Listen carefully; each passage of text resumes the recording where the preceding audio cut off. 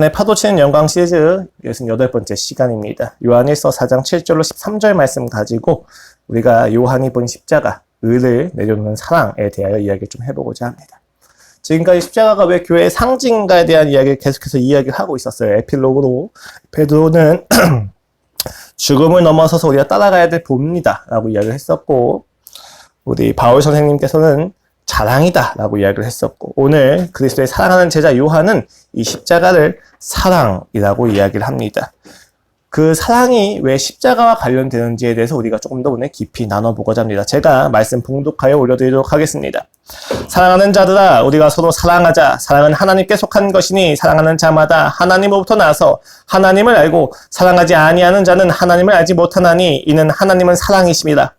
하나님의 사랑이 우리에게 이렇게 나타난 바 되었으니 하나님이 자기의 독생자를 세상에 보내심은 그로 말미암아 우리를 살리려 하심이라. 사랑은 여기 있으니 우리가 하나님을 사랑한 것이 아니요 하나님이 우리를 사랑하사 우리의 죄를 속하기 위하여 화목제물로 그 아들을 보내셨습니다. 사랑하는 자들아, 하나님이 이같이 우리를 사랑하셨은즉 우리도 서로 사랑하는 것이 마땅하도다. 어느 때나 하나님을 본 사람이 없으되 만일 우리가 서로 사랑하면 하나님이 우리 안에 거하시고 그의 사랑이 우리 안에 온전히 이루어지느니라. 그의 성령을 우리에게 주심으로 우리가 그 안에 거하고 그가 우리 안에 거하시는 줄을 아느니라. 아멘. 오늘 이 사랑에 대한 이야기 자체가 굉장히 놀라운 이야기예요. 오늘 이 요한일서를 쓴 저자는 요한입니다. 예수님의 제자 중에서도 우레의 아들, 보아너게라고 불려졌던 그 요한이 이 사랑을 이야기했다는 사실 속에서 우리가 이미 한번 놀래야만 합니다. 그는 상당히 난폭했었고 급진적인 성향을 가진 자라고 성경은 이야기하고 있습니다. 그런데 오늘 그가 이야기하는 주제는 사랑입니다. 실제로 그의 별명은 이후에 사랑의 사도라고 교회 안에서 불려지기까지 합니다. 조금 기분이 나쁘게 느껴질 수도 있어요. 누구보다 폭력적이던 사람이 이제 와서 사랑을 이야기한다니. 그러나 동시에 궁금하기도 합니다. 무엇이 그로 하여금 사랑의 사도로 만들었는가라고 하는 것이 말이죠. 우린 그 대답을 너무 쉽게 알 수가 있습니다. 십자가의 죽음과 부활만이 그 요한으로 하여금 사랑의 사도로 만들었다는 것입니다. 그렇다면 십자가의 무엇이 그를 사랑으로 이끌었다는 것입니까? 그 십자가의 어떤 것이, 어떤 질문들이 그로 하여금 십자가를 보면서 사랑을 이야기할 수밖에 없게 만들었느냐는 것입니다. 사도 요한은 에베소에 거주하면서 30년 동안 소아시아 교회들을 사랑하고 목회해왔습니다. 그 목회에는 도미티아누스 황제의 대박해가 시작되면서 점차 힘들어지기 시작했는데, 외부적으로는 그러한 핍박이 있었는데 또 내부적으로는 영지주의라고 하는 이단의 영향 때문에 매우 곤혹스러운 처지에 있었습니다. 이 영지주의자들은요, 쉽게 말하면 정신 혹은 영혼이 최고이고 육체는 악하다고 생각하는 사람들이에요. 어떤 신적인 일자에게서 유출된 에너지가 유출된 결과가 세상이다라고 이야기하는데, 그 일자에 가까워지면 가까워질수록 영적인 것이 있고 멀어지면 멀어질수록 가장 찌꺼기가 났는데 그게 이 세상이라고 봤어요. 이 사람들은 물질 자체가 신적인 무언가부터 가장 멀리 있는 무언가라고 생각을 했던 거죠. 그래서 이들은 두 가지의 특별한 방법론이 나오게 됩니다. 물질은 악하고 정신은 선하기 때문에 그들은 자신들의 육체를 끊임없이 금욕적으로 끌고 가는 것이 첫 번째예요. 그 영지주의자들 사이에선 주로 금욕주의가 많이 있었습니다. 그런데 또 반대로 극단적인 성향이 또다시 나타나게 돼요. 물질은 악한데 이 물질은 어차피 이 세상에 없어질 거예요. 우리는 어차피 영적인 지식을 알게 되어서 영이 되어질 것이기 때문에 이 물질은 더 이상 신경을 쓰지 않아도 됩니다. 그래서 그들이 가진 결론 중에 하나가 방종과 쾌락입니다.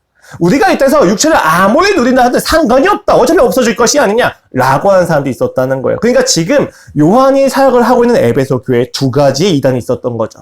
영지주의를 기초로 해서 한쪽은 영적인 방종을 주장을 하고 있고 한쪽은 영적인 금욕을 주장하고 있는 것입니다. 이들은 끊임없이 육체를 악하다 이야기하면서 자신들의 삶을 합리화하고 있었다는 것입니다. 이들의 이런 사상은 교회에 두 가지 영향을 끼쳤습니다. 첫 번째는 금욕과 함께 교리적인 지식에 대한 집착을 만들어냈어요. 왜냐하면 예수님을 믿으면서 영지주의를 받아들이다 보니까 나의 육체를 죽이고 영적인 지식이 충만해져야 돼요. 근데 이 영적인 지식의 내용이 무엇이겠어요? 교리인 거예요. 그래서 그들은 교리에 대한 굉장히 깊이 있는 논쟁을 하기 시작합니다. 또 두 번째는 육체적인 즐거움을 따라서 음란함과 이기주의가 가득하게 되었습니다. 아까 말씀드렸듯이 이 쾌락주의가 기독교에게 절묘하게 이제 맞아떨어지게 되면서 어차피 이 땅은 하나님께서 없애실 거니까 우리 이때서 마음껏 살아도 돼. 구원파의 논리가 이들 가운데 있었다는 것을 의미합니다. 교회에서 예수님은 사라지고 다툼과 치열한 논쟁과 포기와 체념이 가득하기 시작했습니다. 왜 그렇습니까? 그들에겐 옳음을 관철시키는 것 자체가 사랑이 되었기 때문입니다. 그래서 요한은 편지를 씁니다. 첫 번째 편지의 이름이 바로 요한일서입니다. 요한일서에서 말하는 것은 딱 두 가지예요. 첫 번째는 예수님은 실제하신다. 두 번째는 예수님은 사랑이시다라는 것입니다. 그것을 기초로 해서 오늘 본문이 이야기하는 바는 무엇입니까? 성도들에게 우리가 서로 사랑하자입니다. 여러분, 요한은 영지주의의 어떠한 영향력, 금욕과 쾌락주의에 대해서 분별할 수 있는 유일한 기준이 지금 사랑이라고 봤던 거예요. 근데 그 사랑의 기초가 무엇입니까? 예수님이 실제 육체를 가지고 내려오셔서 십자가에서 죽으시고 부활하셨다는 것입니다. 여기서 우리는 의아하게 되는 거죠. 도대체 십자가와 사랑이 무슨 관련이 있겠는가? 한 죄인의 죽음이 왜 요한에게는 사랑처럼 느껴질 수밖에 없었는가? 라고 하는 질문을 가지게 됩니다. 그렇다면 여러분 이렇게 한번 생각을 해봅시다. 사랑은 무엇입니까? 굉장히 어려운 이야기예요. 무언가 느낌은 알 것 같지만 정확히 무엇이라고 설명할 수 없는 단어가 사랑입니다. 우린 여러 사랑의 형태들 속에서 사랑의 몇 가지 속성 내지는 본질을 유추할 수는 있어요. 그 내용이 무엇이냐? 아주 그 중에서 많은 내용 중에서 간단한 것 하나는요. 사랑이란 건 대상이 필요하다는 것입니다. 여러분, 사랑은 기본적으로 대상을 필요로 합니다. 물론 우리가 생각하는 어떤 공의, 어떤 질투 이런 것도 다 대상이 있어야만 가능한 이야기죠. 근데 여러분 잘 생각해 보시면 대상이 있어야만 가능한 대부분의 감정들은 사랑을 기초로 해서 사랑이 변형된 감정들입니다. 우린 기본적으로 모든 감정과 모든 정서의 기본에 사랑이 있다고 봐야 돼요. 자기 사랑과 하나님 사랑인 거죠. 이 사랑은 대상이 꼭 있어야만 해요. 대상이 없으면 사랑 자체가 불가능하게 됩니다. 이것은 사랑에 대해서 우리의 유추에 두 가지에 더해서 이야기합니다. 첫 번째는 사랑이라고 하는 감정은 대상이 가진 아름다움에 의존하고 있다는 거예요. 심미적인 욕구하고도 이야기하죠. 우리는 아름다운 무언가를 봤었을 때 감정의 끌림을 느끼게 됩니다.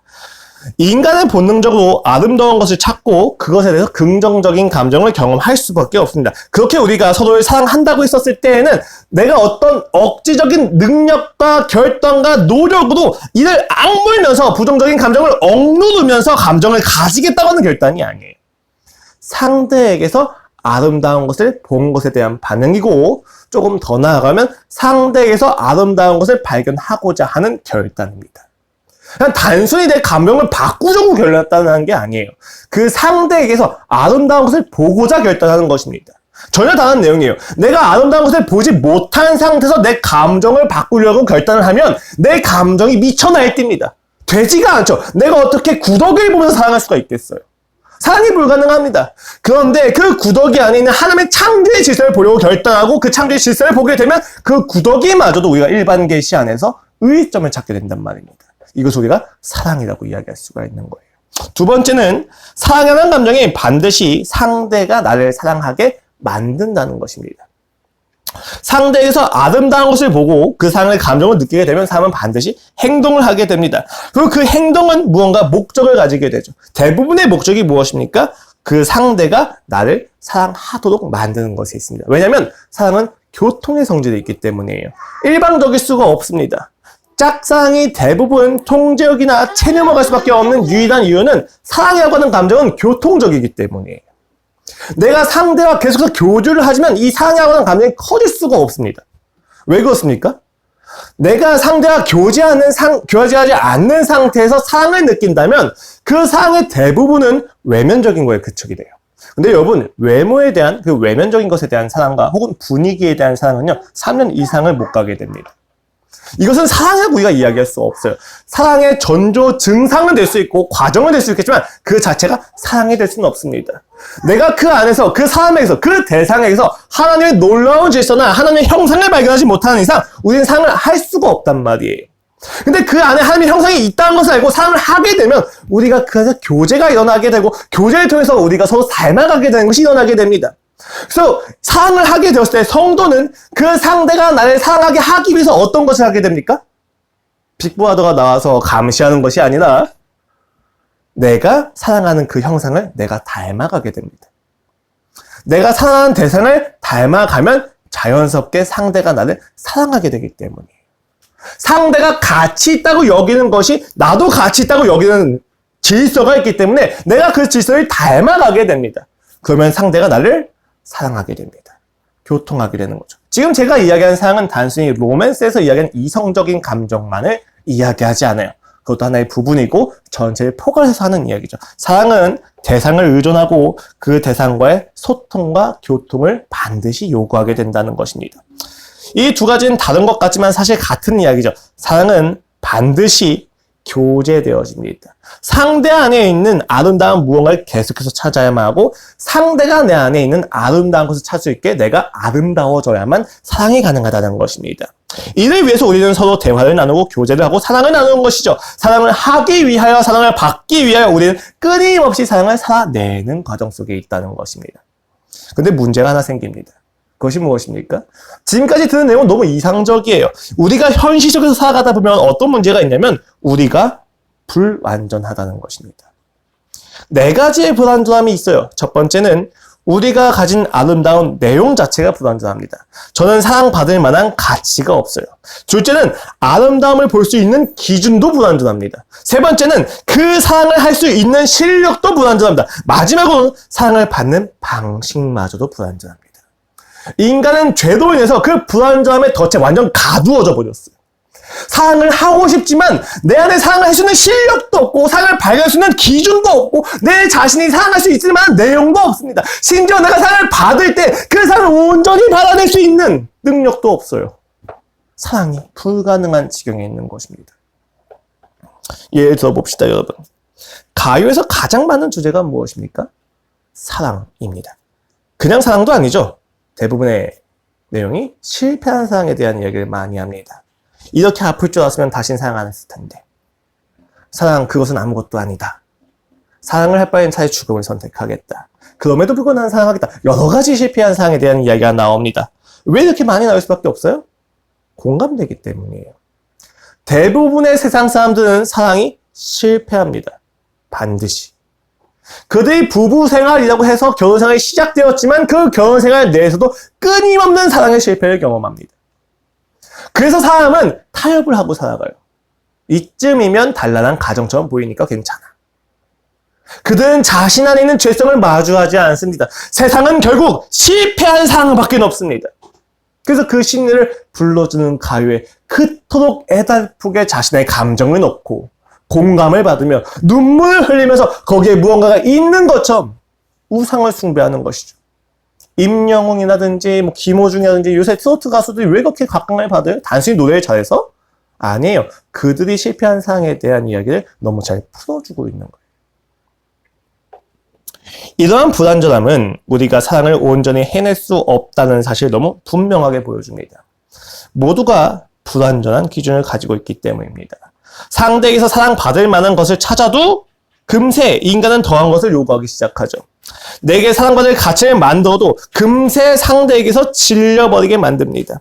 아무리 필요성을 알아도 사랑을 할 수가 없습니다. 그렇게 우리는 타협을 하고 포기합니다. 어떻게 이야기합니까? 너보다 이 여자가 좋아졌어. 나보다 더 좋은 남자를 만났으면 좋겠어. 나는 너를 사랑할 자격이 없어. 너 변했다. 다 무엇입니까? 사랑에 대해서 타협한 결과입니다. 사랑이 실패한 것을 마주하지 못하는 거예요. 그냥 한마디 하면 됩니다. 내가 너를 사랑할 실력이 없어. 내가 너의 사랑을 감당할 실력이 없어. 내 사랑이 너무 불완전하다고 이야기하면 되는 것은 그들이 다 뭐라고 핑계를 대고 있습니까?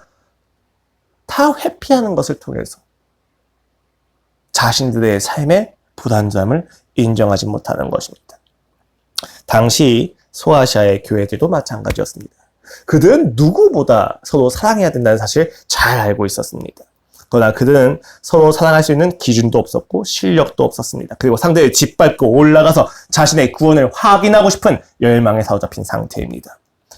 그들 중에 누가 더 뛰어난 지식을 가지고 있겠습니까? 그들 중에 누가 더 뛰어난 은사를 가지고 있겠습니까? 그들 중에 누가 더 현재의 삶을 쾌하고 잘 즐기고 있습니까? 라는 기준만이 경쟁을 부추기면서 그 교회 안에 예수를 사라지게 하고 죄만 가득하게 만들었다는 것입니다.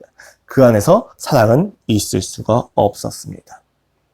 여러분, 그한 경쟁 속에 놓이게 되면 상대만 짓밟는다고 생각하지 마세요. 그 경쟁 속에 놓이는 그 순간부터 나 자신을 정지하기 시작합니다. 왜요? 내가 정점에 서지 못한 이상, 내가 가장 강력한 사람이 되지 못한 이상 나는 끊임없이 나를 자책하고 채근하면서 나를 높이려고 해요. 근데 높아져요? 안 높아지잖아요. 그러니까 절망하고 정죄하고 체념하게 되는 거예요. 악순환입니다. 결국 남는 것은 무엇입니까? 사랑도 아니고 공의도 아니고 통제욕만이 남습니다. 상대를 어떻게 하면 더 쉽게 통제할 수 있을까? 어떻게 하면 나 자신을 조금 더 통제할 수 있을까? 어떻게 하면 더 나다운 나를 만들 수 있을까? 끊임없이 나를 통제하고자 하는 것에 대해서 미명을 붙입니다. 자아실현, 자아긍정, 긍정의 심리학. 회피를 통해서 나 자신의 사랑을 계속 합리화시키고 이 불완전한 것도 어떻게든 넘어가려고 인간의 발버둥을 치는 것입니다. 그런데 결국은 다 똑같아요. 사랑을 해낼 실력도 없고 기준도 없는 사람들이 무엇을 하는 것입니까? 자기들끼리 자기 위안을 하는 것이죠. 그리고 견뎌낼 수 없는 현실에 있어서 모든 것을 포기하기엔 뭔가 이상하니까 자신의 열등감을 감추기 위해 더욱더 자신을 통제하기 시작합니다. 사랑을 하고 싶고 받고 싶은 욕망은 높은데 사랑을 받거나 할 실력이 없는 그 괴리감 속에서 이들의 타협은 통제로 변하기 시작합니다. 그 악순환 속에서 요한은 그 악의 다툼 속에 있는 자들한테 이야기합니다. 여러분, 놀라운 건요, 지금 요한이 명령을 하지 않고 권면을 합니다. 야, 너희 사랑해야 돼! 라고 이야기하지 않아요. 우리가 서로 사랑하자라고 이야기를 합니다. 그의 명령엔 누가 들어가 있습니까? 요한은 주체가 되고 상대가 객체가 돼서 객체의 너희는 잘 들어야 돼! 라고 이야기하는 게 아니에요. Let us, 우리가 사랑을 하자라고 이야기하면서 자신이 하는 그 권면에 자기 역시도 들어가 이야기합니다. 함께 하자는 이야기. 놀라운 이야기죠, 여러분. 그는 사도로서 교회 안에서 높은 권위를 가지고 있었습니다. 가장 오래 산 만큼 권위가 높았을 거예요. 그러나 그는 그 권위를 가지고 교회에게 사랑하고 명령하지 않고 채근하지 않고 질책하지 않았습니다. 단지 우리가 사랑해야 된다고 권면합니다. 자신을 그 권면에서 배척시키지 않았어요. 자기도 불완전한 사람이라는 것을 인정합니다. 수용합니다. 마주합니다. 그는 논리적인 설득이나 논쟁이나 은사를 보여주는 것을 통해서 권위도 찍어 누르지 않았습니다. 여러분, 학교에서 저하고 친구가 싸웠어요. 그럼 선생님이 이야기하겠죠. 싸우면 안 돼.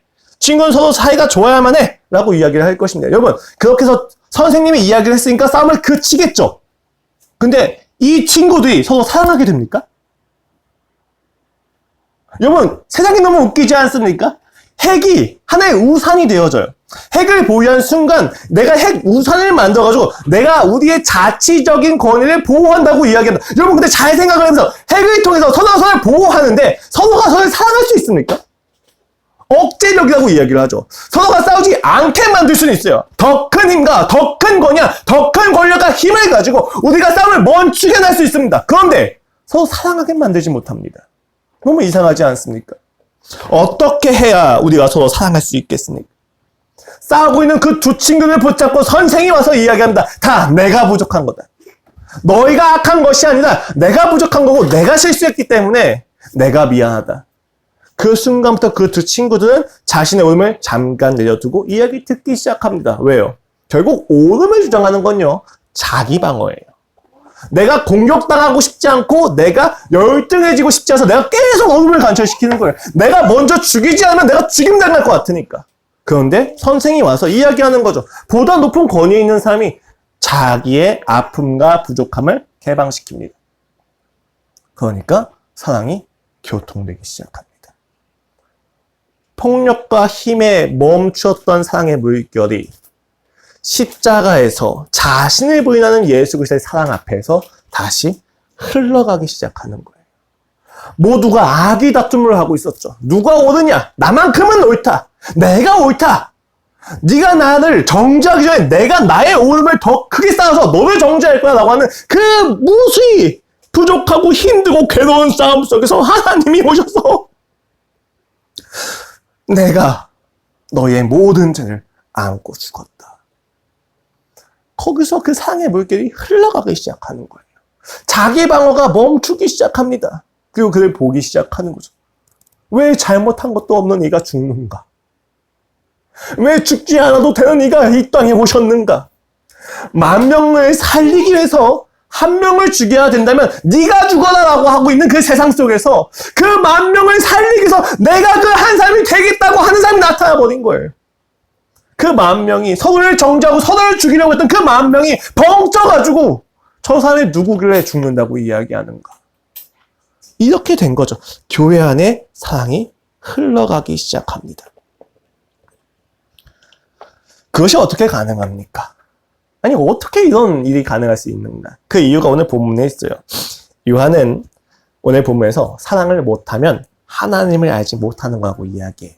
무슨 이야기입니까? 하나님이 곧 사랑이라고 이야기하는 것입니다. 아니, 어떻게 하나님이 사랑이신 거죠? 그가 삼위일체이시기 때문에 가능하죠. 성부, 성자, 성령이 서로가 온전하기 때문에 서로가 서로의 주체이자 객체에서 사랑을 하게 된다는 것입니다. 교통 가운데 있는 것이죠. 그리고 그 사랑이신 하나님께서 우리에게 그 사랑을 보여주셨죠. 자신의 독생자 주 예수 그리스도를 이 땅에 보내셔서 죽이십니다. 오늘 본문에서는 화목제물로 드렸다라고 이야기합니다. 화목제물이 뭐예요? 인간이 하나님께 죄를 지었습니다. 그리고 그 죄의 대가는 죽음입니다. 그 죽음의 대가를 피하기 위해서 하나님이 주신 몇 가지 방법이 있는데 그게 제물이에요. 속죄제죠.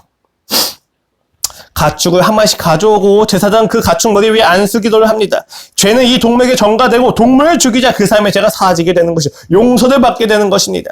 근데 여러분, 점차 사람들이 이것을 지켜나가면서 하나님을 사랑하는 것이 아니라 자신이 더 잘 살기 위해서 혹은 죄책감을 덜기 위해서 이것을 왜곡하기 시작했단 말이에요. 그래서 하나님이 예수님을 통해서 영원한 화목제를 만들어버리시는 겁니다. 그분이 바로 예수 그리스도이셨던 거죠. 그래서 요한에게 십자가는 사랑이었던 것입니다. 우리는 어느 누구도 사랑받을 가치가 없습니다. 하나님에게 우리는 벌레와 같고 죄인과도 같습니다. 그런데 그는 우리를 자녀와 같이 여기십니다. 어떠한 노력과 어떤 오름을 가지고도 받을 수 없는 가치인 양자됨이 우리에게 주어집니다. 그리고 그 완전한 사랑의 관계에 우리를 넣으시고 똑같이 사랑하게 하시며 사랑받게 하시는 것입니다. 그것을 위해서 그는 성육신까지 하신 거예요. 제가 여러분 종종 말씀을 드리잖아요. 우리의 구원이 왜 힘과 폭력과 전능으로 되면 안 되는가? 힘과 폭력과 전능으로 구원을 이루게 되면 로마보다 더 큰 세상이 생기는 것이지 하나님의 나라하고는 상관이 없다고요. 내가 구원을 받았는데 내가 로마가 돼서 사람들을 압제하기 시작합니다. 그게 무슨 천국입니까? 그게 무슨 하나님의 나라입니까? 가장 약한 자도 위로받을 수 있고 가장 다른 자도 격려받을 수 있는 사랑과 은혜의 질서를 우리에게 허락을 하셨는데 우리가 원하는 것은 끊임없이 전능하고 폭력적이며 힘이 가득한 나라입니다. 그 질서를 깨기 위해서 예수님이 죽으신 거예요. 너희는 서로를 죽여야만 가능하지만 나는 내가 나를 죽이는 것을 통해서 너희를 살리겠다. 나중에 바로 이렇게까지 고백하죠. 내 안에 사망이 역사하나 너희 안에 생명이 역사하느니라. 맞습니다. 이것이 기독교의 원리입니다. 그리스도인은 자신을 죽이고 자신을 희생하고 자신의 오름을 포기하는 것을 통하여서 더 큰 상을 가져갑니다. 더 큰 가치를 창출해내는 것이죠. 그렇다면 여러분, 오늘 본문에서 요한이 성도들에게 사랑을 초대하는 이유가 무엇입니까? 간단하죠. 오늘 보면 정확히 이야기합니다. 그가 먼저 상을 받았기 때문입니다. 그 상을 먼저 받았기 때문에 이제 함께 사랑할 수 있는 힘이 생기게 된 것입니다. 그 상은 온전합니다. 넘어지고 실수할 수 있습니다. 그런데 취소되지 않아요. 완벽하진 않지만 끝까지 온전할 수 있는 능력이 있습니다. 그래서 요한은 넉넉하게 이야기하죠. 사랑이 이곳에 있다. 사랑이 이곳에 있으니 우리가 서로 사랑하자. 놀라운 이야기입니다. 폭력과 다급함과 다혈질과 번개의 아들이라고 불려졌던, 우레의 아들이라고 불렸던 그 요한이 나이가 더 예수 그리스도를 깊이 만나고 얘기하는 것입니다. 우리가 서로 사랑하자. 폭력이 답이 아니더라. 힘이 나를 더 죽이더라. 잘못 갔었단다. 서로 사랑해야 된단다. 내가 주장했었던 폭력과 성질과 힘과 전능이 내가 추구했던 정치적 메시아가 내가 가장 사랑하던 예수님을 죽이더라. 내가 요청하던 그 전능이야말로 내게 구원이었던 그 전능이야말로 나를 가장 사랑하시던 예수님을 죽이더라. 그 앞에서 요한이 가슴을 찢으면서 이제 더 이상 내가 전능으로 살지 않겠습니다. 울부짖지만 오늘 에베소 교회에게 이야기, 소아시아 교회에게 이야기하는 거예요. 우리가 서로 사랑하자. 이 상은 놀랍습니다. 왜냐하면요, 이전에 있는 사랑은 각자 불완전한 기준에서 오는 사랑이었어요. 그래서 아무리 사랑하더라도 한계가 있어요. 왜요? 기준이 안 맞거든요. 그런데 하나님께서 우리에게 주신 사랑은 그 기준을 모두 깨어버립니다. 여러분, 인간은요, 사랑할 때 자기만의 기준이 있어요. 닭다리 좋아하는 사람은 닭다리 주는 게 사랑이잖아요. 그렇죠?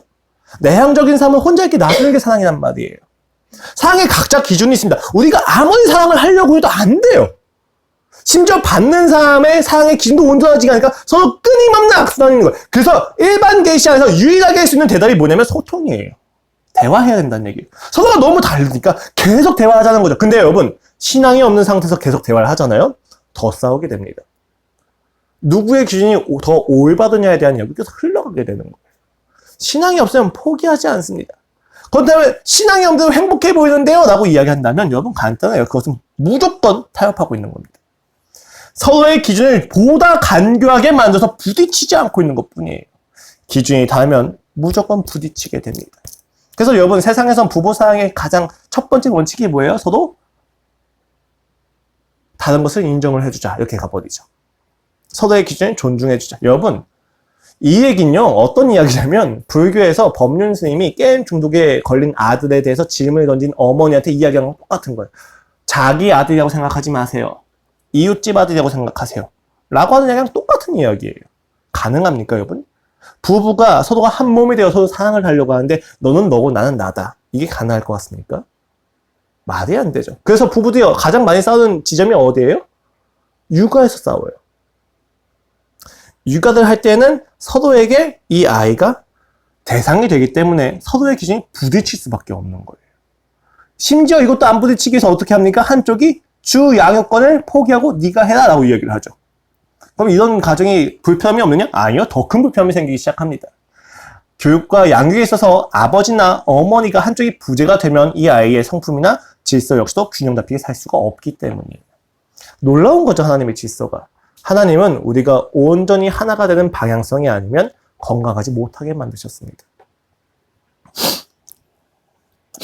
자, 하나님께서 베푸신 사랑은 그런 거예요. 우리의 기준을 깨어버립니다. 각자가 사랑을 하는 기준을 없애버려요. 각자가 사랑을 받는 기준을 없애버려요. 오직 무엇만을 사랑이 되게 하십니까? 하나님과 잇대어져 있는가. 그가 이야기하는 사랑이 얼마나 신앙적인가. 그리스도인은 그런 가치관과 기준을 가지고 살아가는 것입니다. 불신자를 볼 때도 무시하는 게 아니에요. 그가 가지고 있는 고민이 하나님과 어떻게 잇대어져 있는가를 보는 것이 사랑이에요. 그냥 단순히 가서 내가 사회봉사해주고 이런 게 사랑이 아니란 말입니다. 이 사랑을 접한 사람들은 가장 먼저 누구를 사랑할 수 있게 돼요? 나 자신을 사랑할 수 있게 됩니다. 물론 우리는 다 자기 사랑이 너무 강한 사람들이죠. 왜곡된 죄의 질서 안에서. 근데 진정한 하나님의 질서 안에서 나를 나로서 사랑을 할 수 있게 됩니다. 그 전에 내가 나를 사랑하는 방식은 나를 높이는 걸로 가요. 체념하는 걸로 가거나. 근데 하나님 안에서 내가 나를 사랑하는 것은 내가 주인된 자로서 사랑하는 것이 아니라 내가 그의 자녀된 자로서 나를 사랑하는 거예요. 그때 우리의 인생에 무한한 안심과 평안이 생깁니다. 왜요? 자녀로서 나를 사랑한다는 사실은 내 아버지가 있을 때만 가능하기 때문이에요. 내가 나의 인생을 책임지지 않습니다. 하나님이 나의 인생을 책임지십니다. 내가 설령 수능이 실패해서 청소부로 살아간다 할지라도 나의 인생을 책임지는 건 하나님이에요. 그 청소부됨이, 나의 실패함이 나를 결정짓지 않거든요. 아버지가 계시니까 내가 자녀로서의 정체성을 결정짓게 돼요. 그래서 그리스도 안에서 우리는 아무리 실패하더라도 그를 사랑할 수 있게 됩니다. 그리고 그가 도리어 세상을 섬기게 됩니다. 놀라운 이야기죠. 우리가 아무리 세상에서 존재 자체로도 사랑할 수 있다, 사랑받을 수 있다 라고 이야기하지만 허울 좋은 개살구에 불과합니다. 하나님이 없이, 신앙이 없이, 십자가의 사랑 없이는 결코 존재를 사랑할 수 없습니다. 너의 존재 자체를 사랑해 라고 하는 심리 상담사를 잘 보세요. 그들이 돈을 내지 않으면 상담을 해줍니까? 안 해주잖아요. 왜 그렇습니까? 상담사들마저도 끊임없이 내담자고 거래를 둡니다. 왜요? 자기가 살기 위해서. 내담자의 감정에 함몰되기 시작하면 자기도 살 수가 없거든요. 그럼 여러분, 존재 자체를 사랑한다고 이야기했는데 그게 맞습니까? 내담자가 나에게 주는 피해 때문에 자기를 사리고 있는 거잖아요. 근데 여러분, 그리스도는 달라요. 그리스도인도 역시 내담자고 거래를 줄 수가 있죠. 근데 거래를 줄 땐 내가 단순히 살기 위해서가 아니라 상대를 살리기 위해서 거래를 둡니다. 내가 그에게 하나님이 되는 것이 아니라 정말로 하나님이 그의 아버지가 되게 하기 위해서 거리를 두는 거예요. 그리스도는 명확한 기준이 있습니다. 근데 왜 우리가 기준을 벗어버리고 세상을 향해서 나아갑니까? 세상에서 악이 다툼하고 상대를 정죄하고 나를 높이는 것이 즐겁기 때문이에요. 내가 나를 통제하는 것 너무 짜릿한 거죠. 야, 내가 이렇게 대단하다니. 아, 역시 난 멋있어. 그래, 나처럼 살아야 된다니까? 이런 이야기가 우리의 삶을 지배하게 되는 겁니다. 그러나 그것은 사랑이 아닙니다. 그것은 자기도취이며 선악을 알게 하는 남의 열매를 끊임없이 먹고 있는 거랑 똑같은 거예요. 여러분, 이 사랑에 대한 가장 가까운 유비가 부모라고 이야기를 합니다. 물론 여러분, 모든 부모가 이 사랑의 유비가 될 수는 없다고 생각을 해요. 그러나 그럼에도 일반적인 의미에서 이 부모의 사랑이 유비가 될 수 있는 단 한 가지의 이유는 자녀는 부모의 형상을 가지고 있기 때문이에요. 자기의 형상을 가지고 있는 자녀에 대해서 부모가 가지는 가장 좋은 사랑은 사랑의 이유가 있는 것이 아니라 형상 자체가, 존재 자체가 이유가 되기 때문입니다. 주님, 나를 왜 사랑하십니까? 왜 나를 사랑하셔서 목숨까지 버리셨습니까? 라고 우리가 질문한다면 하나님의 이야기는 너무 간단합니다. 네가 나의 형상이기 때문이다. 네가 나의 자녀이기 때문이다. 내가 너를 자녀로 선택했기 때문이다. 여러분, 이스라엘 백성이 선민이죠? 그렇죠? 어떠한 의미에서 선민이에요? 자격과 조건이 높다는 측면에서 선민이 아니라 그들이 선택받은 자라는 점에서 선민인 거예요.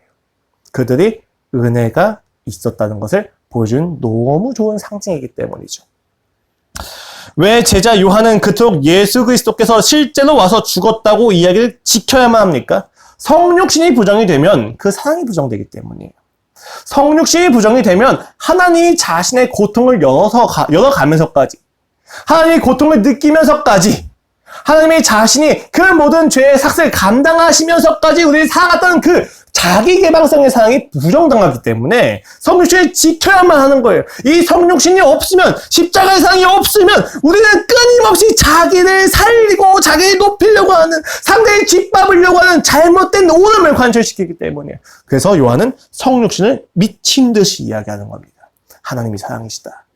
나를 사랑하는 자는 나의 아버지의 계명을 지키는 자니 나의 아버지도 그를 사랑하고 나도 그를 사랑하고 나도 그에게 나타내리라. 다 무엇입니까? 하나님은 사랑이시다. 사랑 가운데 교통해야 된다. 사랑이 있으면 우리가 그 아버지의 모습을 따라가게 된다. 다 이 얘기예요, 요한은. 그는 우리의 죄를 처벌하실 뿐만이 아니라 자신의 대신 그 처벌 당하게 하심으로 진정한 사랑을 보이셨습니다. 바로 예수 그리스도죠. 그래서 여러분, 십자가 앞에 선 우리의 모든 의의가 깨어집니다. 내가 지금까지 아름답다고 생각했었던 기준이 깨어집니다. 이 기준이 깨어진 게 고통이죠. 그런데 동시에 자유가 됩니다. 주님, 내가 이 기준을 충족시키지 못해도 사랑을 받을 수 있었던 거였군요. 주님, 내가 좀 더 잘나지 않았어도 괜찮았던 거군요. 주님, 내가 나를 통제하지 못했어도 괜찮았어. 주님, 내가 나의 딸에게 화를 몇 번 냈는데 화를 냈다고 해서 내가 자녀됨이 취소되는 게 아니었군요.